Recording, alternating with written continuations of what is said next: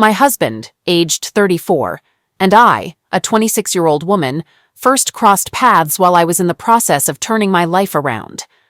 He worked a physically demanding job in construction, and I had dropped out of high school years earlier, but had decided to return to school to earn my credentials. Our chance encounter occurred as I was leaving night school, and he was waiting for his cousin. His cousin was taking quite a while, so he approached me seeking assistance in locating him, and this led to a conversation. Concerned for my safety due to the late hour, he kindly offered to drive me home, which I appreciated and accepted. This act of kindness became a recurring gesture, allowing us to get to know each other better, eventually leading to a romantic relationship. Throughout my educational journey, he remained a constant source of support and encouragement. In fact, he went above and beyond by assisting me in gaining admission to college and covering my tuition fees. After my college graduation, we tied the knot, and I secured an internship. Over time, I climbed the corporate ladder, eventually reaching the position of executive personal assistant. In this role, I worked closely with one of the company's top executives. While my husband was genuinely happy for my success, the physical distance caused by our careers was challenging. Despite the challenges, we were committed to making our relationship work. However, my boss's behavior during our business trips complicated matters. Initially, it started as innocent flirtation when we were alone, but it soon progressed to more direct advances. He openly expressed his desires and intentions, catching me off guard. I must admit I enjoyed the attention, but his forthrightness both surprised and frightened me. Our interactions expanded beyond business trips, with him taking me on romantic getaways, showering me with extravagant gifts, and occasionally depositing money into my account. We both understood the boundaries of our respective committed relationships and regarded our affair as a way to explore fantasies discreetly. To maintain our secret, we made concerted efforts to keep our involvement hidden. Recently, my boss arranged a trip to Mauritius to celebrate the success of a major project we had worked on. The project positioned him for a promotion, which in turn held the promise of a promotion for me as well. I deceived my husband by fabricating a business trip, claiming that it held the potential for a promotion. He expressed happiness for me, but was also saddened by my departure. The trip itself was enjoyable, with fantastic scenery and a lot of fun, briefly diverting my attention from the problems at home. At one point, I called my husband and came up with an excuse to extend the trip. Upon my return, I was met with packed bags placed by the door, atop which lay divorce papers. To my shock, I discovered that I couldn't unlock the door. The locks had been changed. My attempts to reach my husband by phone were unsuccessful. I waited anxiously at the front door for hours, hoping for an explanation. Growing increasingly impatient and upset, I eventually called a friend who came to pick me up, offering to let me stay at her place for the night while I figured out the situation. I confided in her about the bewildering turn of events, prompting her to call my husband, his friends, and even his workplace in a fit of anger. That night, he showed up at my friend's house, and a heated argument ensued, primarily centered on her actions involving his workplace and how he was treating me. Once the argument had subsided, I gathered the courage to ask him why he was subjecting me to this ordeal. Without uttering a word, he opened his phone and displayed incriminating pictures and videos of my boss and me, behaving intimately at the beach and in the hotel lobby. I remained in a state of shock and disbelief when he demanded to know the duration of the affair. Attempting to offer an excuse, I faltered, but he repeated the question with an unsettling intensity that was entirely foreign to our interactions. Overwhelmed with emotion and on the brink of tears, I finally admitted that the affair had been ongoing for 4 months. This confession ignited his anger, and he appeared on the verge of tears himself as he admonished me. He questioned how I could betray his trust and jeopardize our family's future in such a manner, shattering my heart. Overcome with guilt, I found myself on my knees, pleading for forgiveness. He informed me of his desire for a divorce and then left. I genuinely love my husband, and I'm committed to making our relationship work. I can't envision a future with anyone else but him. What I did was purely for excitement and the prospect of a promotion. How can I rebuild his trust? What can I do to persuade him not to go through with the divorce? We've been through so much together. Ending it like this is hard to accept. My boss is a married man, and he was aware of my marital status as well. It wasn't a case of workplace harassment because I welcomed the attention from him, and I found our relationship exhilarating. There was no emotional connection in our affair. My husband is the only man I love and will ever love. I got caught up in the thrill of it all. The photos and videos of my boss and me were sent to my husband by a mutual friend who happened to be honeymooning in Mauritius at the same time we were there. I had no prior knowledge that they would also be in Mauritius. I hope that clarifies things. My husband was dead serious about proceeding with the divorce. He showed no inclination to work things out, even when I proposed seeking the help of a marriage counselor. I couldn't comprehend how he could be so quick to give up on our life together and disregard my love for him, just like that. It wasn't until my friend provided a new perspective that I started to understand. She made me realize that he had wanted to leave our marriage all along, and I inadvertently gave him the excuse he needed. She encouraged me to fight with everything I have and make him understand the pain he's caused me, and I'm fully committed to doing just that. Update. Darn it, I've been let go from my job.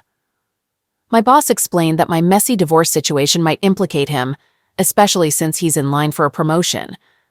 It was kept hush-hush, and my boss provided some compensation before parting ways. Currently, I'm in the job hunt while also battling for alimony. It's been a while since my last update, but I managed to secure my share of the house and alimony from the divorce. So, financially, I'm doing all right. My ex put up quite a fight to keep the house, but the court ruled fairly. I recently found a new job, although it's not as good as my previous one, and the benefits aren't great either. Coupled with the fact that my alimony will run out in less than a year, it feels like I'm living on a tight budget. Looking back, I don't believe my approach was entirely wrong, considering I was the one who betrayed our marriage. Admittedly, I was vengeful and spiteful, but marriage is a legal commitment, and my ex had obligations towards me as well. Nevertheless, I wish I had handled things differently. Perhaps we could have resolved our issues, and my life wouldn't be as messy and lonely as it is now. There was a time when we were a lovely, wonderful couple, deeply in love, unable to be apart. A few years ago, my husband expressed a strong desire to start a family. I wasn't ready, but the pressure got to me, and against my better judgment, I agreed. So, last August, we welcomed our first child into the world. She's an adorable, funny little girl, and we both adore her more than anything. We decided I would take a year off work to be with our daughter. However, a few months into it, I began to resent this decision. I missed my freedom, disliked being a stay-at-home mom, and felt generally unhappy. One night, I went out for drinks, only the second time in about 7 months, and I started getting attention from guys. They were buying me drinks and flirting. I happened to forget my wedding rings at home, but I didn't bother mentioning that I was married. I arrived home intoxicated, and our argument from earlier in the evening continued. I couldn't recall the specifics, and eventually we both went to sleep. The following day, I became aware that I was dangerously close to betraying my husband, if not physically, certainly emotionally. I confessed to him, but all he wanted to discuss was our previous day's disagreement, completely ignoring the fact that I had come home drunk. I practically shouted it at him, exclaiming, "Hello! I'm expressing my desire to be unfaithful to you." And at last, he comprehended. Approximately a month passed with no significant changes, and I concluded that I required some time off. I embarked on a month-long vacation with our daughter, traveling across the ocean to my hometown. This trip marked the first occasion for our family to meet her, and I thought a month would be a substantial amount of time. However, things took a scandalous turn when I spotted my ex walking down the street. He resides nearby, just down the street from my grandma's house. He's the only man, besides my husband, whom I've ever genuinely loved. But perhaps the nostalgia of a youthful summer romance at the age of 16 paints everything in a favorable light. Returning to the story, we arranged to meet, and at this moment, I'm truly in search of a friend, and he's willing and available. There we sit on his couch, tears streaming down my face because my life feels like a complete mess. He comforts me and we share a kiss. It escalates into a passionate makeout session. It feels inappropriate. Immediately, I yearn for my husband, wishing he were the one holding me, embracing me. However, he's 1,000 miles away, and I wasn't feeling loved at home anyway. The next day, I confessed to him. I'm still uncertain about our marriage, but I knew I didn't want to be with that other guy. My sole intention was to show my husband that he could lose me. He's clearly upset. He mentions that he can't even bear to look at me on Skype. He's filled with anger and sends me a meme that reads, "If you love somebody, you don't mess around with someone else." This is where I make a terrible decision. I return to the other guy's house. I suppose I just craved some affection. This time, we actually engage in sexual activity. Twice. Around this period, my husband warns me that if I see that man again, our relationship is over. So I keep it a secret. 2 to 3 weeks later, I return home, and my husband is genuinely making an effort. Everything seems perfect, and there's a sense that we can repair our relationship. He asks me, "Did you do anything else with him?" Initially, I lie about it, but then I decide to come clean and tell the truth. He feels betrayed all over again. I'm deeply sorry, and I truly regret everything. He expresses a desire to work things out, and I'm doing my best to give it my all, but I feel like he's using me as a verbal punching bag. I understand that just being present and not leaving is his way of trying. I only revealed the truth to him the day before yesterday, so I recognize that he needs more time. I guess the question now is, what should I do next? All right, that was a fun story. Now let's move on to another exciting one. Stay tuned and let's dive in. I recently went through a tough life situation, and instead of feeling relieved, I'm now feeling really sad and down. It's about my relationship with my ex-girlfriend, whom I'll call Benita, and me, Luis. About 2.5 years ago, Benita and I started dating. We first met when she was cutting my hair. She's a successful cosmetologist with her own chair and sink in one of those beauty shop complexes where independent cosmetologists rent space. She's 26 years old. As for me, I'm the operations manager and head designer at a landscaping company. I've been with the company since I was 16, and now, at 27, I still love my job and my boss. The company faced some tough times, losing customers and employees. When I was 19, the company owner asked me to step into the crew manager role. I quickly built up our team and started bringing in new clients, earning finder's fees along the way. Today, our company is 4 times bigger than when I took over. I've done so well that the owner gave me 25% equity and operational ownership in the business, which means I share in profits and have the option to buy the business if it's ever sold. He believes that without me, the company would have gone under in just a year. Benita and I really clicked because she was also a small business owner, a hard worker, and level-headed. She was a saver and quite thrifty, which was different from the girls I had dated before. Even though she was very attractive, she had a curvier body type, not fat but solid. I didn't have any issues with that. It was just a departure from my usual dating preferences. Nonetheless, we grew very fond of each other quickly. I told Benita up front that I wasn't looking for anything serious at the moment because my main focus was on growing my business. I also explained that I had lost faith in marriage due to the high divorce rates and the way men are treated in court. However, I did express my desire to find a nice woman to build a life and family with. Benita mentioned that her views on life were quite similar to mine, but she still believed in marriage when it was the right match, as it was something our community and our religion valued. We are both Hispanic Americans and share the same Catholic faith, attending the same parish. Benita's family hails from the eastern Mexican state of Veracruz, while my family comes from Sonora in western Mexico. Her grandparents immigrated to the U.S., while my parents were born here. Our families had some social interactions, exchanging pleasantries at church events and community festivals, but we weren't close friends or had any other connections before our relationship. At the start, we only saw each other once a week, but that quickly increased to 2 days a week.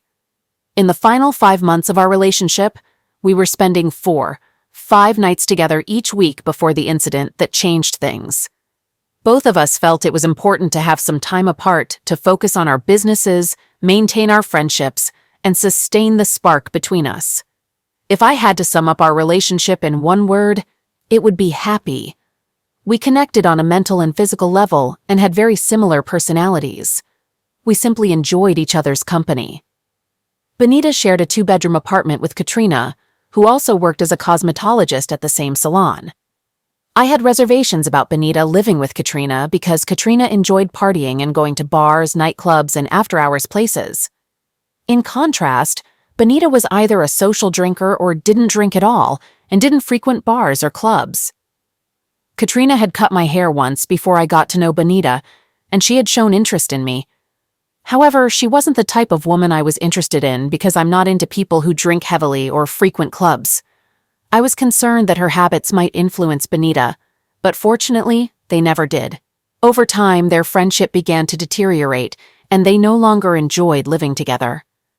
So, Katrina moved out 6 months ago and relocated her business to a different salon. To be honest, I was relieved, and Benita was fine with handling the rent and appreciated having the apartment to herself. I reside in a converted commercial building situated at the back of my parents' property. When my dad bought our first house, he wanted to acquire as much land as possible for planting vegetables and fruit trees. Homes in our neighborhood were quite affordable back then, and you could even find some for under $40,000. My dad purchased our house and the 4 empty lots, 2 on each side, where homes had been demolished for less than $50,000. Consequently, we have an extensive property, and our backyard is incredibly spacious. The property behind our house, on the adjacent street, used to belong to a utility company that no longer utilized it. The property featured an old brick building constructed exceptionally solidly by the WPA nearly 100 years ago, designed to handle heavy loads. When the utility company vacated the land and building, my dad acquired it at a low cost. He then handed the building and land over to me, and I transformed it into an open floor plan with a loft and an internal garage. It's the most impressive building in our city neighborhood. Additionally, the landscaping across our entire property is exceptional, which aligns perfectly with my passion.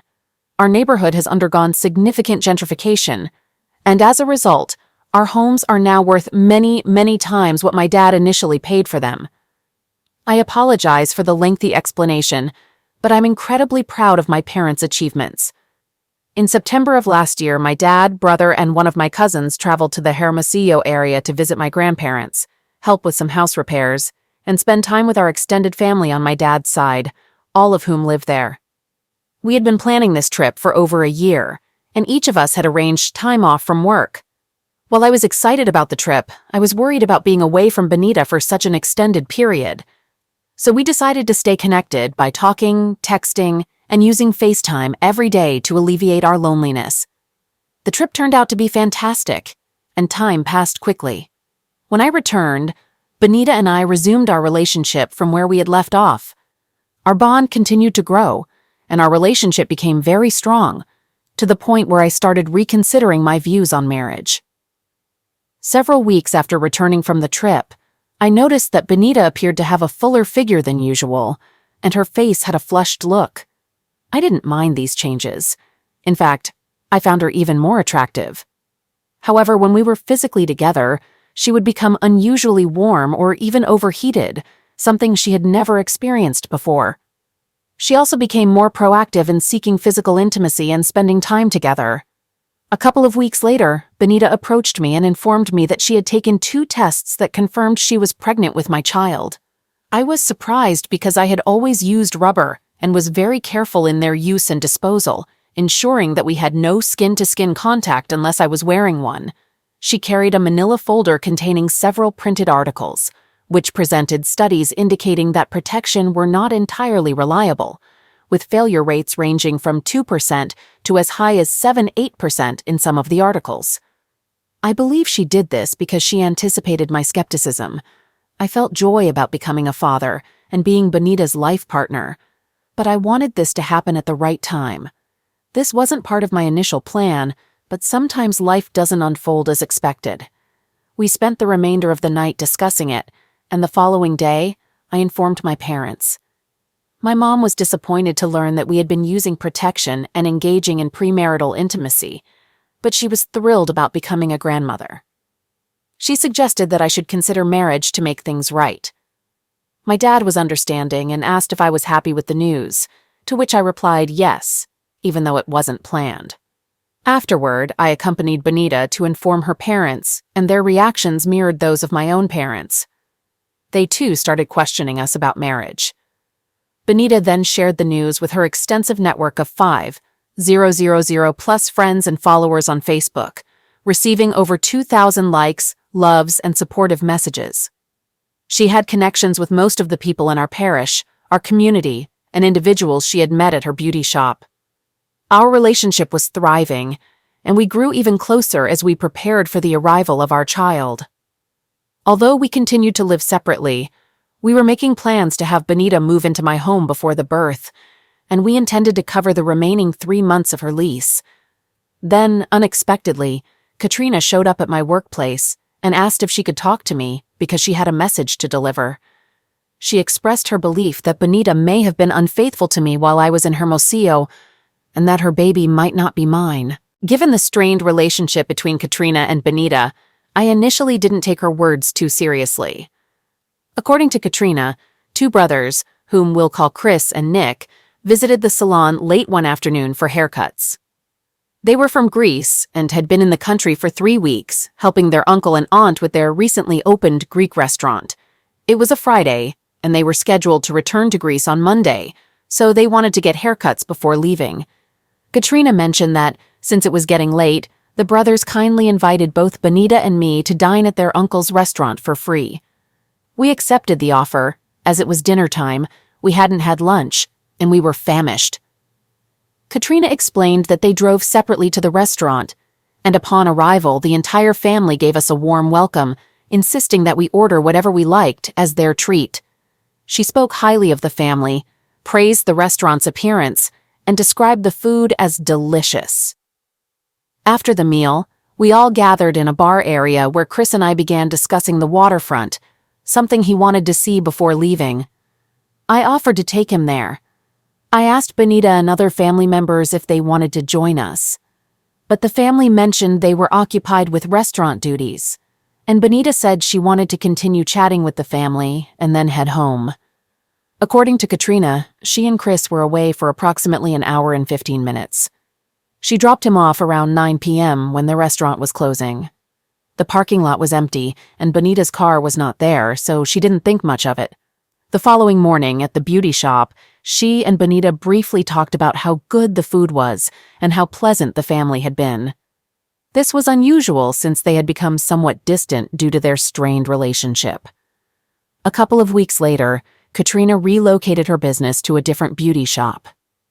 Now, here's where the surprising part comes in. Katrina mentioned that she was recently out with some women at a bar. They had a few drinks and started gossiping. Someone suggested they have a discussion about their best and biggest experiences. In this conversation, each woman reveals the name of the man who was their best lover and the name of the man who was their most well-endowed lover. I didn't realize this was a topic women talked about, but I asked Katrina why she was sharing this with me when Benita wasn't present. She explained that one of Benita's cousins, whom we'll call Patricia, was at the gathering, and Patricia is still good friends with Katrina. During this conversation, as they went around the table and shared their answers, Patricia disclosed, "My cousin Benita outdid all of us in the biggest category." According to Patricia, Benita once mentioned being with a Hulk-like guy from Greece years ago, who had a double-digit measurement when hardwood. She continued, saying that Benita had mentioned, "He was not very smart but had the physique of a statue." According to Katrina, Benita thought this man was so unique that she invited him for a second night of intimacy and then disappeared from his life.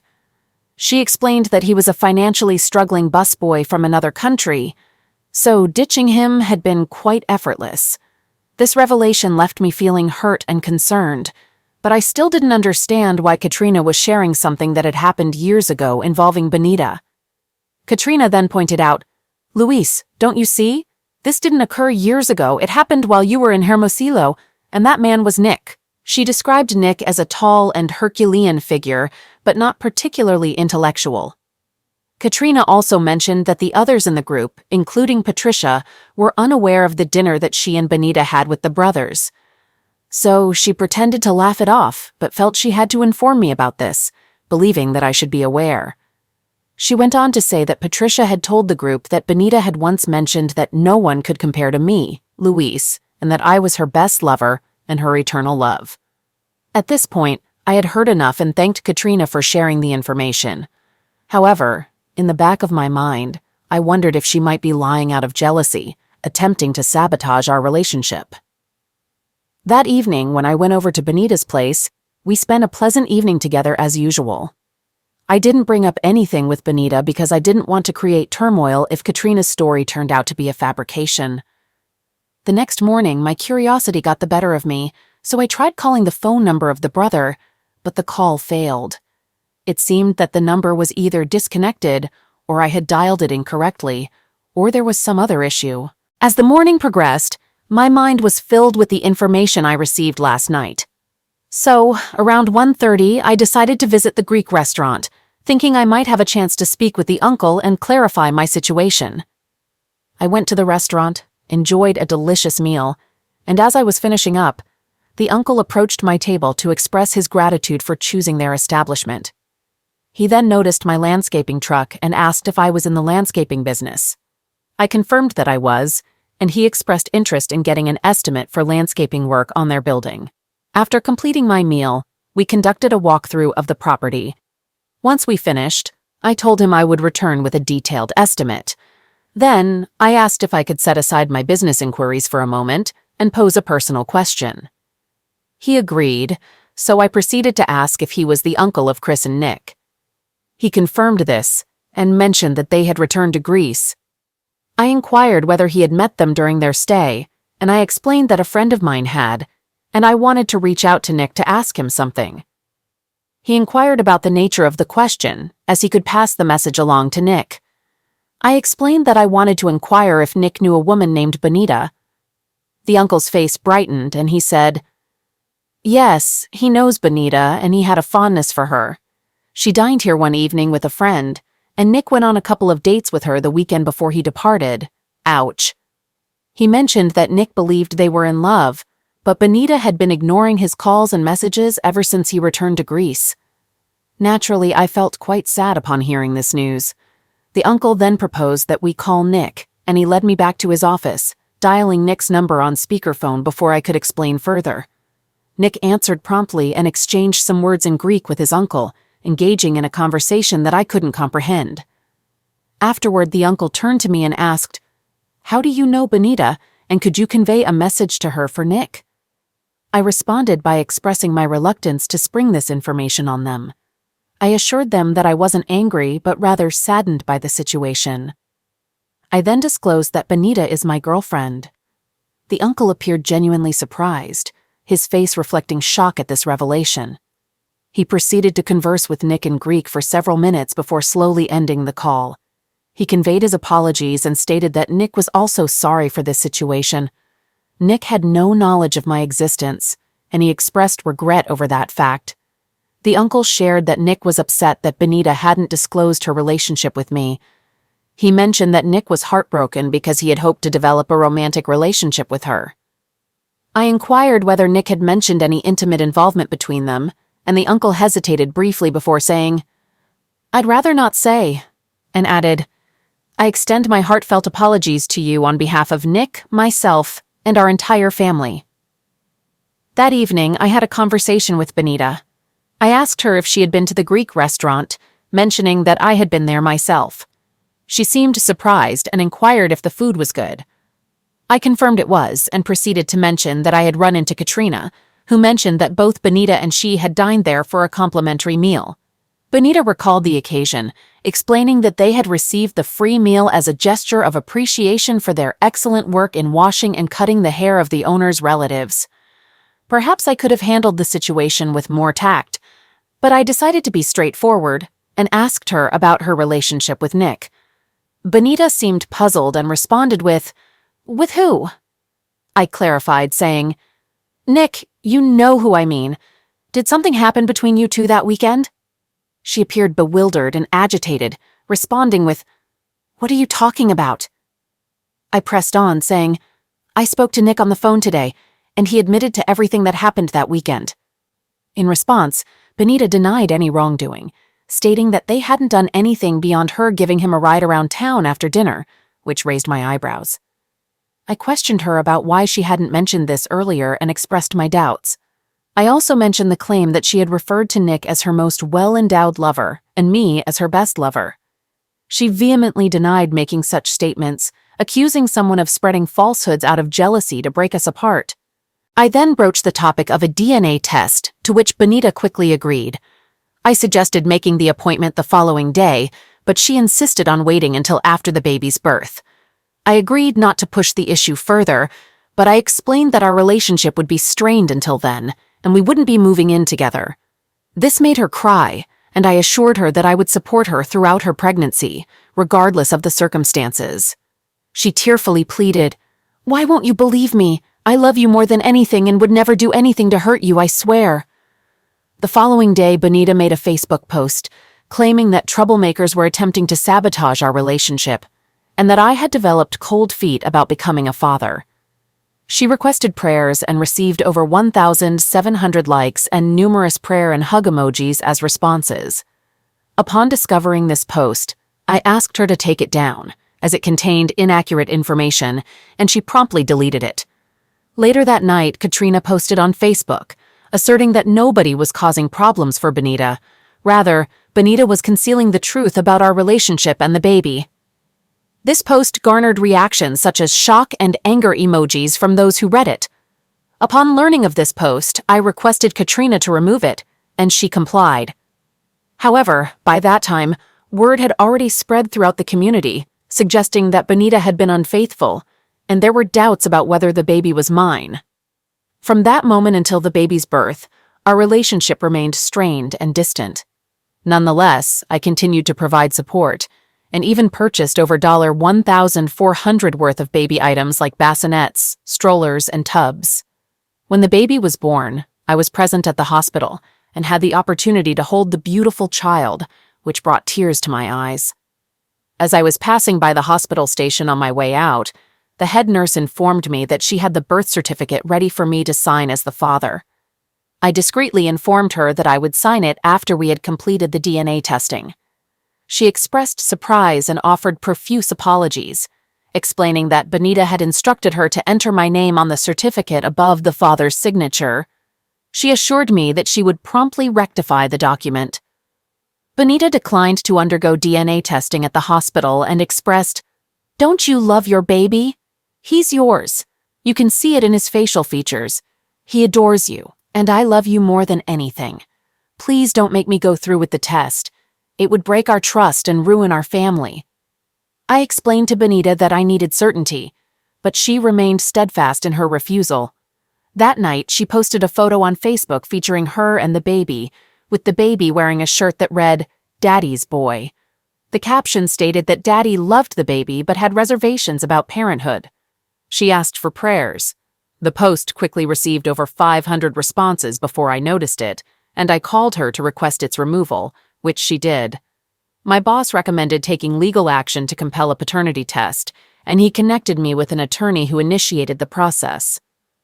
I didn't want it to come to this, but Benita left me with no other option. During the court proceedings, the judge inquired about our reasons, and my attorney explained that I sought custodial rights to the child if it was indeed mine. Benita appeared in court without legal representation and offered to voluntarily grant me 50-50 custodial rights without the need for a test, as expected. The judge asked my attorney if there were doubts about paternity, to which my attorney replied, "Yes, Your Honor, and we can provide witnesses to testify to that fact." The judge then issued an order for a paternity test and expressed hope that everything would work out for both of us because the baby deserved a loving mother and father. In the interim, Benita gave the baby my first name and hyphenated my middle name with my last name, retaining her maiden name as the baby's last name. So now, the baby bears my full name. This might prove confusing for him. The scheduled date for the test came and went without Benita's participation, leading us to return to court. This time, the judge ordered her to undergo the test, or potentially face contempt of court. Finally, she agreed to take the test, and Update. I already had a deep sense of this in my heart. I thought that finally resolving all of this would bring me relief, but instead I'm overwhelmed by a profound dark depression like I've never experienced before. I've lost the love of my life and the child I wished were mine. Now, some individuals in our parish and community are suggesting that I should step up, marry her, and be a father to that little boy. I wish I could be a better man and do that, but I simply can't. Our priest had a private conversation with me and shared a Bible story about a man, possibly named Jacob or Joshua, who went off to battle and returned years later to find that his wife had given birth to another man's child because she believed he wouldn't come back. Instead of anger, he professed his love for his wife, took responsibility for the baby, and they lived a happy life together. He told me this story to illustrate that relationships in such situations can work, but he respected any decision I made. I told him that the man from the Bible was a good and brave soul, but my circumstances were different, and I could never trust Benita again after what had transpired. Our priest understood my perspective. Despite the truth being revealed, Benita continues to make posts on Facebook featuring herself and the baby, mentioning me. In her latest post, the baby is dressed in a one-piece outfit with Junior on it, implying that he is my namesake. However, since the truth emerged that I am not the father, only a few people, mostly her family and closest friends, respond to these posts. I believe that, like me, people are concerned about her mental well-being. I've had another conversation with Nick through his uncle, informing him about the paternity test and the likelihood that he is the father. Nick mentioned he attempted to contact Benita, but she has now blocked him. He plans to return next month for a 3-week visit and hopes to meet with her. Nick wants to be a responsible father to the child and hopes to relocate to the USA. I advised him to first proceed with a DNA test before making any further plans. He mentioned he has consulted with a Greek attorney who indicated limited options, as Benita is an American citizen. Nick intends to speak with an attorney when he arrives here. I genuinely hope Benita comes to her senses and gives Nick the opportunity to be a loving father and assists him in obtaining citizenship. He appears to be a good person with a supportive family. I wish only the best for Benita, her son, and Nick. To provide a positive start for baby Luis, I invested $1,000 in BTC through PIPL and deposited another $1,000 into a savings account via PIPL as a gift to mark his birth. I understand it may not have been the wisest choice, but it brought me a sense of contentment given my circumstances. Lastly, I treated Katrina to lunch and expressed my gratitude for revealing Benita's affair. While I may not always approve of Katrina's actions, I will forever appreciate her role in my life. That's all I have to share, and I appreciate anyone who took the time to read my entire story. May God's blessings be with everyone.